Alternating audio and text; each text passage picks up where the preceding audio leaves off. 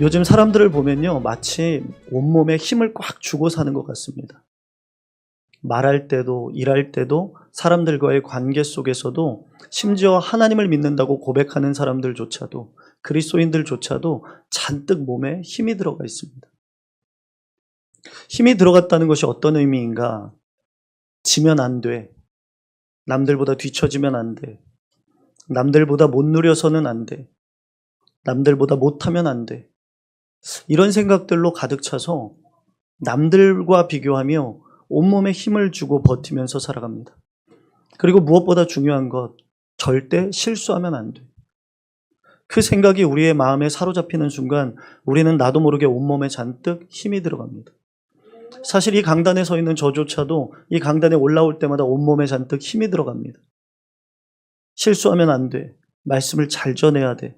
성도들에게 이 일주일에 한 번 이 예배가 너무 소중하기 때문에 잘 맞춰야 돼. 그러다 보니까 온갖 긴장과 힘이 잔뜩 들어갑니다. 그러면 어떻게 됩니까? 어깨가 뭉쳐요. 호흡이 가빠집니다. 그리고 온몸에 힘이 잔뜩 들어가서 때로는 다리가 떨리기도 합니다. 상반신은 멀쩡해 보이는데 밑에 다리는 떨고 있는 거예요. 공감을 못 하시는데 다음 주 돌아가면서 한 번씩 서볼까요? 이 마음이 어떤 마음인지 우리가 한번. 그런 생각들이 우리 안에 딱 우리를 짓누르면요, 하루하루가 피곤합니다. 지쳐요. 그래서 힘들다는 말을 입에 달고 살죠. 영혼은 메마르고 마음에 쉼을 얻지 못합니다. 왜 이렇게 우리는 지치고 힘든 걸까요? 아마 사회적으로도 영향력이 있을 것 같아요.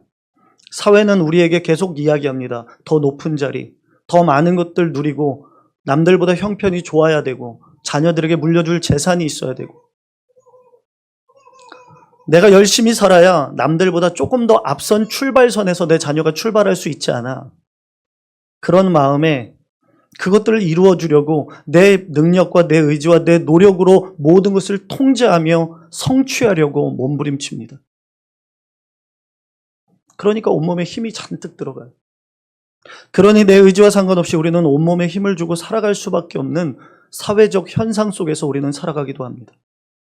그런 우리에게 믿는 자들, 그리스도인들에게 오늘 이렇게 말씀합니다. 수고하고 무거운 짐진 자들아, 다 내게로 오라. 이 말씀은 참 들을 때마다 위로가 되고 마음에 평안합니다. 그러나 정작 삶의 현장 속에서는 이 말씀이 내 삶에 과연 작동되어지고 있는가? 예수님은 힘주고 살아가도 예수님은 우리가 세상 속에서 힘주고 살아가도 우리에게 힘을 빼고 나에게 나오라고 오늘 요청하십니다. 그러나 우리는 어떻습니까? 이 말씀을 많이 듣고 많이 깨달았음에도 불구하고 수많은 시간들을 통하여 설교를 통해 말씀을 통해 들었음에도 불구하고 우리의 인생은 어떻습니까? 어제나 오늘이나 여전히 힘주고 살아갑니다. 그런데 여러분, 우리가 삶 속에서 내 힘을 빼지 않고 그렇게 끝까지 힘을 주고 사는 인생은 결국 무너집니다. 마태복음 11장 28절에 예수님은 이렇게 말씀합니다. 수고하고 무거운 짐진 자들아. 여기서 수고하다는 헬라어 원어는 단순히 육체적으로 지친 것을 넘어서 지치도록 애쓰고 노력하였음에도 불구하고 탈진한 상태. 여러분들의 인생을 한번 잘 복귀해 보세요. 여러분들 참 열심히 살았잖아요. 남들보다 노력하며 살았잖아요. 그런데 지금 평안하십니까? 여러분들의 삶에 진짜 쉼이 있습니까? 그럼 도대체 언제까지 살아야, 열심히 살아야 쉼이 있고 마음에 여유가 있고 평안이 있는 겁니까? 여기서 수고라는 것은 지치도록 애쓰고 노력했음에도 탈진한 상태. 뭔가 잡힐 줄 알았는데 잡히지 않는 거예요. 그리고 무거운 짐이라는 것은 무거운 짐에 짓눌려 압도된 상태. 여기서 무거운 짐진 자들이라고 하잖아요. 이 사람들은 뭐냐면 무거운 짐에 짓눌려 있는 사람들을 이야기합니다. 그러니까 뭐예요? 나름대로 열심히 최선을 다해 살았는데도 여전히 내 삶은 무거운 짐에 짓눌려 있는 거예요. 끊임없이 남들과 비교하고 끊임없이 남들에게 실수하면 안 되고 실패하면 안 되고 남들보다 앞서야 되고 내가 내 삶을 통제하려고 하는 그 짐에 눌려서 우리는 살아가고 있는 거예요. 오늘 본문이 말하는 수고하고 짐에 짓눌려 사는 사람은 두 가지 의미가 있습니다. 첫째는 정치적, 경제적으로 불안감 속에서 압박당하고 있는 사람들. 무슨 말인가? 당시 이스라엘은 로마의 식민 지배 속에 있었습니다. 그러므로 인해서 로마인들이 이스라엘 백성들에게 뭘 부과했냐면 세금을 부과했는데 그 세금이 종류가 너무 많았어요. 그러니까 세금을 내는 것들이 너무 힘겨웠습니다. 그리고 또 하나, 강제 징집. 전쟁이 나면 이스라엘 백성들을 강제로 징집했어요. 그리고 노예같이 사회적 불평등 속에서 이스라엘 백성들이 살았습니다. 한마디로 세상 속에서, 사회 속에서 그들의 삶은 하대받고 천대받으며 돈을 벌어도 그 돈조차도 세금으로 걷어가는 굉장히 삶이 공고하고 육체적으로 힘든 삶이었어요. 그런가 하면 무거운 짐의 또 다른 짐은 율법의 짐이었습니다. 당시 유대인들은 율법 학자들이 가르친 수많은 율법 속에서 그 조항과 전통을 지키며 살았습니다. 그런데 놀라운 것이, 아시는 분들도 계시겠지만 그 율법 조항에는 하라와 하지 말라 조항이 있는데 하라라는 조항은 248개, 하지 말라는 365개. 그러니까 이스라엘 백성들이 일상생활 속에서 율법을 지켜야 되는 조항이 613개였습니다. 근데 더 놀라운 것은 이스라엘 백성들 중에 이 율법을 지키는 자들은 어릴 때부터 율법을 완벽하게 지켜야지만 구원을 받는다고 생각했어요. 그리고 그 율법을 지키지 못하면 죄인 취급받았습니다. 여러분 생각을 해보세요. 얼마나 힘들었을까요? 사회적으로는 멸시받고 천대받고 경제활동도 힘겨워서 어려워 죽겠는데 종교적으로도 영적으로 너무 지치는 거예요. 그들은 하나님의 율법을 지킴으로써 의로워지려고 했고 구원을 얻으려고 했습니다. 그러나 그 율법은 너무나도 무거워서 누구도 온전히 지킬 수 없는 짐이 되어버렸습니다. 정치 경제적으로도 압박이 심한데 가혹할 정도의 영적 규율들이 그들을 힘겹게 했습니다. 자, 그러면 여러분, 그들의 삶에 쉼이 있었겠습니까? 그들의 편안함이 있었겠습니까? 그들에게 쉼과 편안함은 없습니다. 그럼 그들에게 지금 예수님이 요청하시는 겁니다. 내게 와라. 내 안에 있을 때 참 평안과 쉼이 있다. 별로 확 와닿지 않는 것 같아요. 이스라엘 백성들이야 뭐 그렇게 살았겠지만 나는 편하게 사는데, 난 홀가분한데 라고 생각하시는 것 같아요. 한번 예를 들어 보겠습니다. 요즘으로 생각해보면 이런 거예요. 새벽 예배 빠지면 안 됩니다. 일주일 중에 7일. 수요 예배, 금요 기도회, 주일 예배, 오후 예배 드려야 됩니다. 거기에다가 매일 큐티해야 돼요. 거기다 매일 리딩 지저스 읽어야 됩니다. 거기다가 저녁 기도에 나와야 됩니다. 성경 공부도 해야 됩니다. 근데 그걸 하지 않으면 뭐라고 낙인 찍어요? 죄인이라고. 그럼 여기 있는 사람들 누구예요? 나를 포함해? 다 죄인이에요. 저도 죄인이라니까 굉장히 흡족해 하시는 것 같아요. 우리가 만들어 놓은 율법 전통 아래 그걸 지키지 않으면 뭐예요? 죄인이라는 거예요. 그런 취급을 받는데 경제적으로도 압박이 가해지니 그들의 삶은 육체적으로 영적으로 굉장히 힘겹고 고통스러운 삶이었어요. 그렇다면 우리는 어떻습니까? 오늘날 우리들의 모습은 어떻습니까? 우리는 복음, 예수 그리스도의 십자가 구원하심, 그 복음으로 인하여 우리는 율법의 짐을 짓지 않습니다. 그러니까 여러분들 얼굴이 평안하신 거 아니에요? 나는 예배 다 드리지 않아도 구원받은 존재야. 그게 구원의 기준이 되진 않아. 우린 깨달은 자니까 평안해요. 그런데 이 시대를 살아가는 우리들의 정말로 탈진한 정도로 힘겹게 하는 것, 그리스도인임에도 짐에 짓눌려 살아가는 것처럼 우리를 힘겹게 하는 짐들이 있어요. 예수 그리스도를 구주로 믿으면서도 우리에게 짐이 있어요. 어떤 짐들입니까? 자기 기대의 짐. 난 이 정도는 돼야지. 동창회 나가고 산악회 나가고 직장 모임에 나가면 난 이 정도는 돼야지. 이 목표는 내가 반드시 이루어야 돼. 자기 자신에 대한 과도한 기대가 우리를 짓누릅니다. 또한 자녀와 배우자에 대한 기대감. 그것이 짐이 됩니다. 내 자녀는 배우자는 이 정도는 돼야 되는 거 아니야. 그런가 하면 또 어떤 짐이 있습니까, 여러분? 사람의 시선의 짐. 남들에게 잘 보이고 싶은 욕망, 인정받고 싶은 욕망, 갈망이 우리를 끊임없이 긴장하게 만들고 힘을 꽉 주며 실수하지 않게 만들려고 스스로를 채찍질합니다. SNS에서 남들과 비교하며 저들보다는 더 잘 살아야지, 강박을 갖고 살아갑니다. 저들보단 더 많은 것들을 누려야지, 더 좋은 것들을 내가 갖춰야지. 그리고 실패에 대한 두려움의 짐이 있어요. 작은 실수도 용납할 수 없어요. 완벽해야 된다는 압박감에 시달립니다. 그런데 여러분, 참 아이러니하고 재밌는 건 인간은 절대 완벽할 수 없어요. 인간이 만든 조직도, 인간이 만든 원칙도, 프로그램도 완벽한 것은 어느 것도 없어요. 그런데도 완벽해지려고 끊임없이 노력합니다. 그러니까 어떻게 해요? 스스로를 너무 괴롭히는 거죠. 너무 힘들어요. 완벽할 수 없는데 완벽해지려니 그 삶이 얼마나 지치겠습니까? 그런데 그런 사람들은 나에게만 그걸 요구하는 게 아니에요. 남에게도 요구하죠. 그 완벽함을. 그리고 또 뭐가 있어요? 결과에 대한 짐. 과정보다 결과를 중요시해요. 그러면서 내 노력으로 모든 결과물들을 통제할 수 있다고 착각합니다. 이런 짐을 진 사람들의 특징들, 삶의 모습들이 있죠. 직장에서 작은 실수만 해도요, 과도하게 스스로를 자책합니다. 혹시 교회에서 모임하고 또는 세상 모임하고 집에 가서 이불킥 해보신 분들 계세요? 내가 그때 그 말을 왜 했지? 내가 왜 그때 그 생각을 했지? 후회하면서 뼈저리게. 저는 잘못한 거 있으면 일기장에 적어요. 꾹꾹 눌러서. 다시는 이 잘못을 저지르지 않으리라.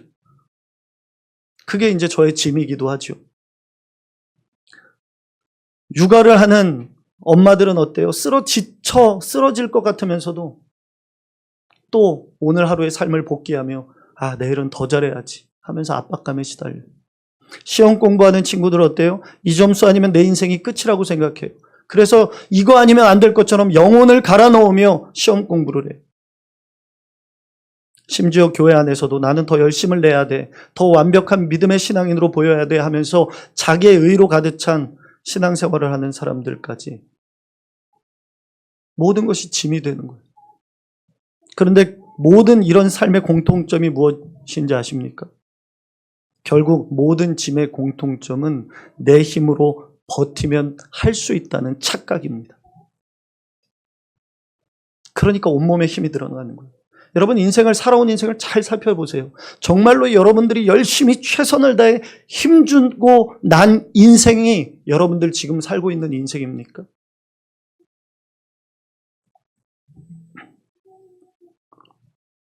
어떤 드라마에서요, 드라마 제목이 생각이 안 나는데 어떤 드라마에서 아버지가 자녀를 훈계하는 거예요. 야, 너는 30대인데 아직 결혼도 안 했고 직장 생활도 뚜렷이 잘 못하고 있고 돈도 못 모았고 앞으로 너 어떻게 살 거야? 그랬더니 아들이요, 눈을 똑바로 뜨고 아버지를 보면서 이렇게 얘기하는 거예요. 그래서 아버지는 아버지가 계획한 대로 지금 고물상을 운영하고 있고 자식들 뒷바라지도 못해주고 아버지는 아버지가 계획한 것처럼 지금 살고 계시냐고. 그랬더니 아버지가요, 술잔을 기울이며 말을 못하는 거예요. 여러분, 이게 인간이에요. 인간이 이렇다고요. 결국 인간은 아무것도 내 힘으로 버틴다고 해서 되는 것이 아니라는 거죠.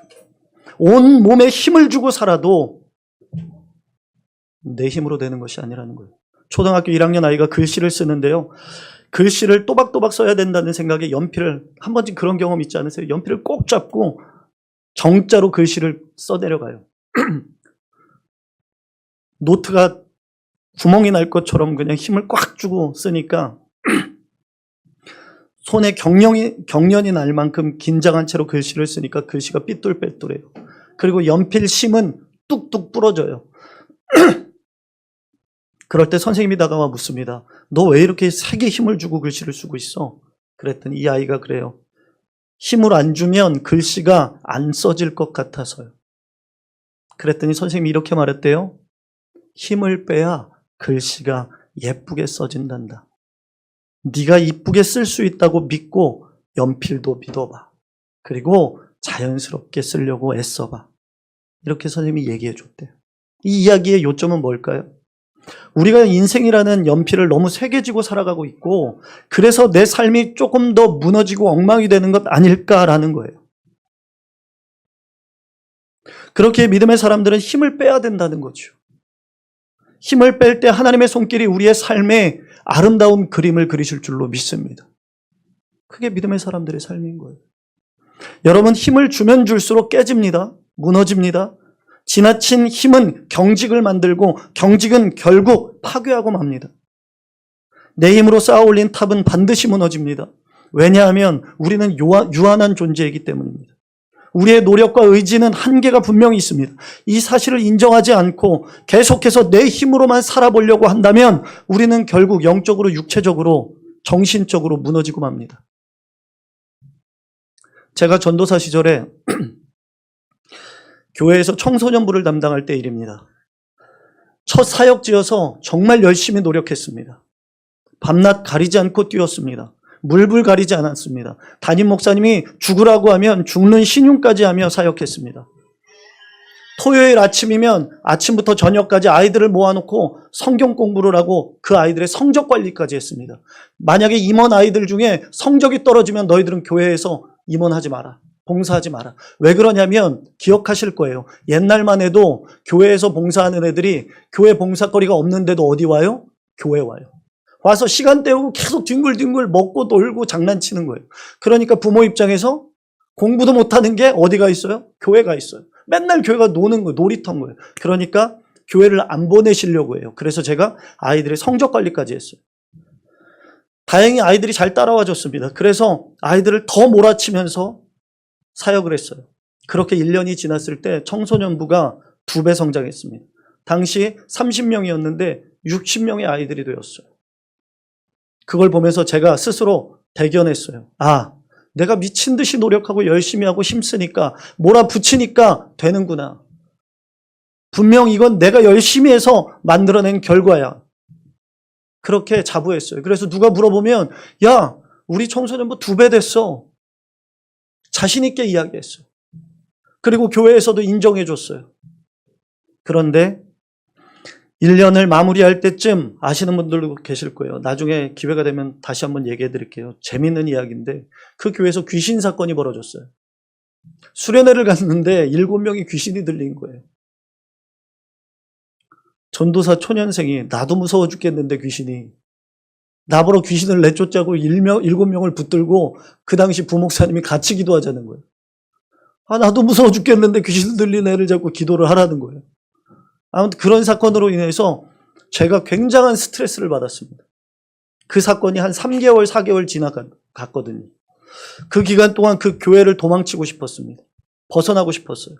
그러면서 너무 많은 이야기와 스트레스를 받으면서 번아웃이 왔습니다. 그래서 담이 한번 오면 3일을 벽에 기대고 앉아 있었어야 됐어요. 담이 이 머리끝부터 이 허리 밑에까지 오는데 움직일 수가 없는 거예요. 3일 동안. 그리고 그 교회에 사임하는 내내 이 팔을 들지 못했습니다. 어깨가 뭉쳐가지고. 너무 아파가지고. 그렇게 스트레스로 담이 오고 어깨를 들 수 없는 그 상황이 되었을 때 남은 1년 동안 제가 할 수 있는 건 이전처럼 열정을 가지고 하는 사역이 아니었습니다. 그저 지금 내게 주어진 것에 순종하고 성실하게 사역을 하는 것뿐이었습니다. 막 뛰어다니지도 못했고 열정을 가지고 몰아붙이지도 못했습니다. 힘을 다 빼고 그냥 주어진 것만 성실하고 오늘을 순종하며 사역을 했습니다. 그런데 더 놀라운 것은 1년이 지났는데 그 작년과 동일하게 성장을 해가는 거예요. 그때 제가 깨달았어요. 아, 내 열심이 아니었구나. 내가 한 게 아니었구나. 하나님이 이 교회를 사랑하시고 나를 사랑하셔서 이 교회를 통해 지금 일하시고자 하시는 거구나. 내 열심이 하나님의 일하심을 가리고 있었구나. 그렇게 깨달았어요. 여러분, 내가 힘을 주면 뭔가 되는 것 같죠? 그렇지 않아요. 내가 힘을 빼고 오늘을 순종하며 하나님께 맡길 때 하나님은 나를 통해 일하실 줄로 믿습니다. 그런가 하면 하지만 여러분, 하나님의 자녀가 힘을 빼면 누가 일하십니까? 내가 아니라 하나님이 일하십니다. 그런가 하면 내가 힘을 빼면 하나님이 일하시는데, 내가 힘을 빼면 하나님이 일하실 때 그러기에 그 일하시는 하나님을 믿고 신뢰함으로 내 삶을 하나님 앞에 좀 맡길 수 있어야 됩니다. 내려놓을 수 있어야 돼요. 오늘 말씀에 이렇게 말씀합니다. 내게 오라 라고 말씀합니다. 내게 오라는 거예요. 어떻게 무거운 짐에서 벗어나 쉼을 얻을 수 있는가? 그 답은 오라는 거예요. 누구에게? 주님께 오라는 거예요. 이것은 단순히 초청이 아닙니다. 이것은 너의 수고, 너의 모든 짐을 내려놔라. 누구 앞에? 하나님 앞에. 내려놓고 전적으로 믿고 신뢰함으로 너의 의지와 노력과 너의 공로가 아닌 믿음으로 나에게 나아오라는 겁니다. 사랑하는 성도 여러분, 그러니까 너의 믿음으로 누굴 믿는 거예요? 창조주이시며 구원자이시며 전지전능하신 능치 못함이 없으신 그 하나님을 믿고 너의 인생을 맡겨보라는 거예요. 그리고 이어지는 말씀이 뭡니까? 나의 멍에를 메고 내게 배우라고 말씀했어요. 예수님이 여기서 말씀하시는 멍에는 우리가 아는 소를 채우는 멍에가 맞습니다. 그러나 여기서 말하는 멍에는 그냥 농기구 이야기하는 것이 아니라 당시 팔레스타인에는 멍에를 2마리 소에게 씌웠는데 보통은 힘세고 숙련된 소와 그리고 젊고 어린 소를 보조로 멍에를 같이 메어서 밭을 갈겠다는 겁니다. 그러면 대부분 어떻게 되냐면 힘센 소가 어린 소를 끌고 가는 겁니다. 그럴 때 어린 소는 어떻게 돼요? 방향과 속도를 힘이 센 소에게 맞춰가며 배우는 거예요. 밭 가는 기술을. 예수님이 어떤 뜻에서 이 말씀을 이야기하시는 걸까요? 너희들이 내게 나오라. 그런데 너가 혼자 짐을 짊어지는 것이 아니라 나와 함께 걷자는 거예요. 멍에를 같이 짊어지고 너 혼자 힘들어하지 말고 힘겨워하지 말고 그 짐을 나와 나눠지자라고 말씀하십니다. 내가 방향을 잡아줄 테니 너는 순종하며 따라오라는 거예요. 그리고 이 멍에라는 의미는 유대인들에게 멍에는 단순히 농기구가 아니라 랍비의 가르침과 율법을 상징했습니다. 그러니까 비슷한 말인데 제자가 스승의 멍에를 맨다는 건 지금 예수님의 멍에를 매라는 건 제자가 스승의 멍에를 맨다는 것인데 이건 뭐냐면 바리새인들이 주는 무겁고 복잡한 율법의 멍에는 내려놓고 이제는 뭐예요? 복음으로 내가 주는 멍에를 매라는 거예요. 예수님의 말씀에 순종하고 따라오라는 거예요. 613가지의 율법 조항을 지킬 것이 아니라 그 짐은 이제 내려놓고 십자가로 구원하신 복음의 은혜를 기억하고 순종하고 따라오라는 거예요. 왜냐하면 나는 너와 함께 멍에를 매는 구원자라는 거예요. 성도 여러분, 오늘 이 시간 저와 여러분들이 짐을 힘겹게 지고 살아가고 있습니다. 그리고 우리를 힘겹게 살아가게 하는 많은 문제들이 있습니다. 그런 주님이 우리에게 손 내미시며 초청하십니다. 너의 수고와 모든 짐을 이제는 좀 내 앞에 내려놓아라. 너를 짓누르는 짐들을 이제 좀 나를 믿고 내 앞에 맡길 수 없겠니라고 요청하십니다. 그 요청에 아멘이라고 순종하며 나아가는 저와 여러분들이 되기를 간절히 축복합니다. 결과까지 통제하려고만 하지 말고 오늘을 순종할 때 하나님은 우리에게 쉼을 주십니다. 어떤 분이 수영을 배우러 갔는데 처음에 발에 물도 못 담그는 사람이었어요. 물에 뜨는 건 더더욱 어려웠겠죠? 강사가 말합니다. 물속에서 힘을 주면 가라앉고 어떻게 돼요? 힘을 빼면 물 위에 뜹니다. 하지만 그 말을 믿기가 이 사람은 어려웠어요. 두려웠거든요. 아무리 많이 들어도 실천할 수가 없었어요. 왜? 두려웠으니까. 믿음보다 두려웠던 거예요. 죽을까 봐. 그럼에도 불구하고 용기를 내어 온몸에 힘을 뺐더니 놀랍게도 몸이 물 위에 둥둥 뜨는 겁니다. 이 경험을 나눴던 분이 이런 고백을 합니다. 내가 두려워서 힘을 줄수록 가라앉았고 내 삶은 무너졌고 하나님을 믿고 힘을 뺄수록 삶이 가벼워졌습니다. 하나님 앞에서도 마찬가지입니다. 오늘 여러분들에게 요청하십니다. 내게 오라. 그러면 믿으십시오. 믿고 맡기십시오. 내가 나를 붙들수록 가라앉지만 나를 내려놓을수록 하나님이 여러분들을 살아가게 하시고 뜨게 하실 줄로 믿습니다. 그런데 여러분, 힘을 뺀다는 건 어떤 걸까요? 힘을 뺀다는 건 구체적으로, 첫째는 힘을 뺀다는 건 말보다 기도하는 거예요. 기도한다는 게 뭐예요? 주님, 이 상황을 주님께 맡겨드립니다. 이 결과 내가 통제할 수 없고 내가 그 끝을 알 수는 없지만 이 과정 가운데 주님께 지혜를 구합니다. 주님께 맡깁니다. 주님, 순종하겠습니다. 그렇게 기도를 드릴 수 있는 믿음과 여유를 하나님 주십시오. 내 생각과 감정을 앞세워 상황을 통제하려고 하기보다 모든 것을 아시고 다스리시는 하나님께 아뢰고 그분의 응답을 기다리는 전적인 의존, 믿음, 그것이 우리에게 있어야 할 줄로 믿습니다.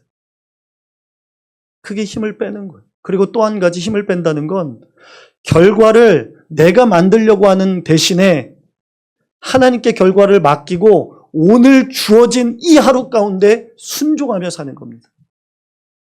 뭐에? 말씀에. 아까도 말씀드렸지만 우리의 삶을 완벽하게 통제할 수 없어요. 하다못해 앞으로 30분 후에 무슨 일이 일어날지도 우리는 몰라요. 우리의 계획은 자주 틀어집니다. 우리의 바람대로 되지도 않는 인생입니다. 그러나 하나님은 우리의 모든 것을 아시고 가장 선한 길로 인도하시는 주권자이시며 그분의 섭리 가운데 우리를 이끌어 가시는 분이신 줄로 믿습니다. 그러니 내가 할 수 있는 최선은 다하되 오늘을 순종하되 자녀의 문제, 물질의 문제, 공동체의 문제, 가정의 문제 미리 걱정하고 그걸 통제하려고 하지 말고 맡기시는, 믿음으로 주님 앞에 내려놓는, 결과를 그분의 손에 맡겨드리는 저와 여러분들이 되길 간절히 축복합니다. 그런 자의 삶의 얼굴에는 여유가 있어요. 웃음이 있어요. 넉넉함이 있죠. 그러기에 예수님은 힘을 빼고 자신의 멍에를 맨 자에게 뭘 주신대요? 너희에게 마음의 쉼을 얻을 것이라 라고 약속을 해요. 사랑하는 성도 여러분, 하나님 앞에 맡기시길 바랍니다. 맡길 때 하나님이 우리에게 무엇을 주십니까? 쉼을 주시는 줄로 믿습니다. 그 평안과 쉼은 어디에서 오는 겁니까? 우리의 문제가 해결되는 곳에서 오는 겁니까? 그렇지 않아요. 우리에게 뭐가 있어요? 이 땅에서의 삶은 길어야 100년이지만 우리에게는 영원한 생명이 있는 줄로 믿습니다. 그 영원한 생명이 있기 때문에 우리는 이 땅에서 내 계획대로 잘 되지 않을지라도 우리는 하늘의 소망을 두고 그 안에서 참 평안을 얻게 되는 줄로 믿습니다.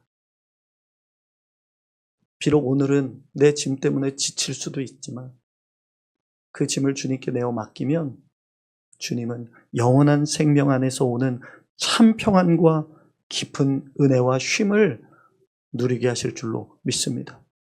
제가 얼마 전에요, 놀라운 사실 하나를 깨달았어요. 매주 토요일날 주보 올라오잖아요.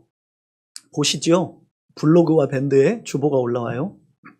그러면 제가 만들어서 밴드 먼저 올리고 주보를 올려요. 주보를 밴드에 먼저 올리고 블로그에 올려요. 그런데 지금까지 저는 한 4개월 동안 제가 블로그에 주보를 잘 올리고 있다고 생각을 했어요. 그런데 어느 날 우리 청년들이랑 차를 마실 기회가 있어서 지난주에 차를 마실 기회가 있어서 이렇게 차를 마시는데 서현 청년이 저한테 그러는 거예요. 목사님, 주보 좀 제대로 올려주세요. 그러는 거예요. 그래서 아니 뭔 소리야. 야, 나 주보 잘 올리고 있고 4개월 동안 아무 문제 없었어. 근데 무슨 주보를 잘 올리라는 거야. 무슨 소리야. 그랬더니 이런 거예요. 밴드는 올리면 그냥 올라가요. 근데 블로그는 주보 이미지를 올리면 그 많은 이미지 중에 대표의 이미지를 설정을 해줘야 되는 거예요. 그래야 여러분들이 딱 볼 때 주보가 먼저 딱 뜨는 거예요. 안 그러면 뭐 예배 시간이나 뭐 다른 게 메인으로 뜨는 거예요. 그래서 아 그래? 근데 나 지금까지 잘한 거 아니야? 지금까지 문제 없었는데 그랬더니 우리 서연이가 그러는 거예요. 목사님이 올리자마자 띵동하면 제가 올라가서 지금까지 고쳤다는 거예요. 4개월을. 그래서 제가요 너무 놀래서 야 진짜야? 그랬더니 진짜래요. 야 그럼 미리 얘기하자. 아니요 언젠간 목사님이 하겠지. 내가 알려줬으니까 바꾸겠지 했대요. 그래서 내가 아 그래? 아 야 너무 미안하다. 아 그랬구나. 나는 지금까지 너무 잘 되고 있어서 당연히 내가 그런 적이 알았어. 아, 너무 소름 돋지 않아요? 저는 그 이야기를 듣고요 소름이 돋았어요. 근데 더 무서운 게 뭔지 아세요? 지지난주에 사실은 한번 그런 일이 있었어요. 메인으로 대표 사진이 아니라 예배 시간 사진이 메인으로 돼 있더라고요. 속으로 이거 누가 건드렸지? 남을 의심했다고요. 참 이거 무서운 거예요. 그러니까 인간의 연약함이 여러분 정말 소름 돋는 거예요. 저는요 내가 잘하는 줄 알았어요. 문제가 없는 줄 알았다고요. 그런데 사실은 내가 알지 못하는 사이에 서연이라는 청년이 아무 말 없이 묵묵히 그 일을 대신해주고 있던 거예요. 그리고 그 일을 통해 여러분들은 정상적인 주보를 보고 있던 거예요. 그 순간 깨달았죠. 아, 내가 하는 게 아니구나. 이 교회도 내가 하는 게 아니구나. 우리 성도들도 공동체도 모든 것들이 우리가 하는 게 아니구나. 우리는 늘 내가 운전대를 잡고 내 인생을 내 마음대로 굴리고 있다고 착각합니다. 하지만 돌아보면요. 우리가 알지 못하는 순간에도 하나님은 뒤에서 앞에서 옆에서 우리를 붙들고 계셨다는 겁니다. 우리가 잠들어 있을 때도 일할 때도 하나님은 쉼없이 우리의 삶을 대표 이미지처럼 보이게 세팅하고 계셨다는 거예요. 그러니 힘을 빼도 됩니다. 너무 아둥바둥 아글아글 하지 않아도 됩니다. 내가 하는 줄 알고 온몸에 힘을 주는 순간 주님의 손길은 멈추고 내가 하게 되고 내가 하게 되면 금세 지치고 불평과 원망이 나옵니다. 그러나 맡기고 내려놓으면 그러므로 내게 오늘 주어진 일에 기쁨으로 순종하다 보면 하나님의 손이 우리를 통해 일하실 줄로 믿습니다. 우리가 붙잡고 있을 때는 몰랐던 놀라운 평안과 자유가 하나님의 손이 움직일 때 비로소 우리 안에 흘러들어오게 됩니다. 예수님이 오늘도 여러분들에게 우리 공동체에게 이렇게 말씀합니다. 내게 오라. 내 멍에를 메라. 그러면 너희 마음이 평안과 쉼을 얻을 것이다. 여러분 믿어보십시오. 여러분 맡겨보십시오. 그게 믿음 아니겠습니까? 사랑하는 성도 여러분, 힘을 빼면 우리 삶에 놀라운 변화가 찾아옵니다. 더 이상 사람들 말에 휘둘리지 않아요. 일이 내 뜻대로 안 돼도 불안하거나 그 두려움에 잡아먹히지 않아요. 미래가 때로는 불확실하고 불투명해도 힘을 빼면 오늘 하루를 감사로 채울 수 있어요. 이것이 주님이 주시는 쉼이고 세상이 줄 수 없는 자유함입니다. 여러분 기도응답이 좀 늦으면 어때요? 하나님의 때에 분명히 기도응답은 됩니다. 그러니 조급해하지 마십시오. 하나님은 우리의 기도를 들으시고 가장 선한 때에 일하십니다. 우리의 조급함은 우리의 힘으로 상황을 통제하려는 욕심입니다. 그러니 힘을 빼면 우리는 하나님의 때를 신뢰하며 인내할 수 있게 됩니다. 내 계획과 내 뜻이 틀어져도 당황하지 마세요. 우리의 계획은 완벽하지 않습니다. 그러나 하나님의 계획은 완전합니다. 힘을 빼면 우리의 뜻대로 되지 않는 상황 속에서도 하나님의 더 큰 그림을 우리는 누릴 수 있게 됩니다. 그러니 사랑하는 성도 여러분, 세상에 주지 못하는 그 평안과 쉼을 우리를 십자가에서 구원하시고 우리를 부르신 영원한 생명을 주신 주님 안에서 풍성하게 누리게 되기를 간절히 축복합니다. 오늘 뭐 안 된다고, 내 자녀 뭐 안 된다고, 내 남편 안 된다고, 내 교회가 안 된다고, 뭐가 안 된다고, 내 뜻 가운데 틀어졌다고 실망하지 말고 낙심하지 말고 좌절하지 말고 영원한 생명을 소유한 자답게 믿음으로 맡기고 오늘을 넉넉하게 웃으며 참 쉼과 평안 안에서 살아갈 수 있는 저와 여러분들이 되기를 간절히 축복합니다.